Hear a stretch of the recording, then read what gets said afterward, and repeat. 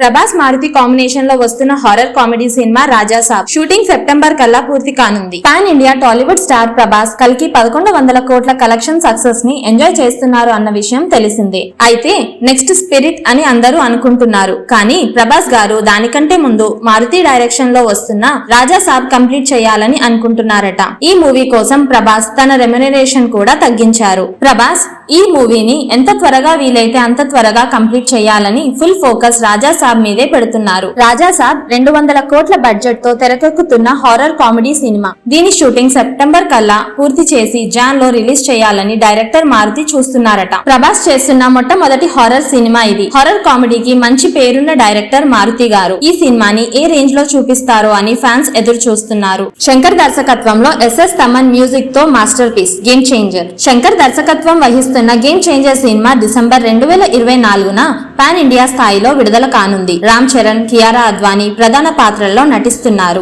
ఈ చిత్రం Dil Raju production banner పై రానుంది. సంగీత దర్శకుడిగా ఎస్ఎస్ తమన్ మంచి మ్యూజిక్ అందించనున్నారు. ఈ సినిమాలో తాజాగా వినిపిస్తున్న పాట ఒకే ఒకడు చిత్రంలోని నెల్లూరి నెరజానా పాట. థియేటర్లలో మూత మోగిపోయేలా ఉంది అంటున్న నెటిజన్లు. చూడాలి మరి ఇక ఆ పాట మూవీకి హైప్ తెస్తుందా లేదా అనేది.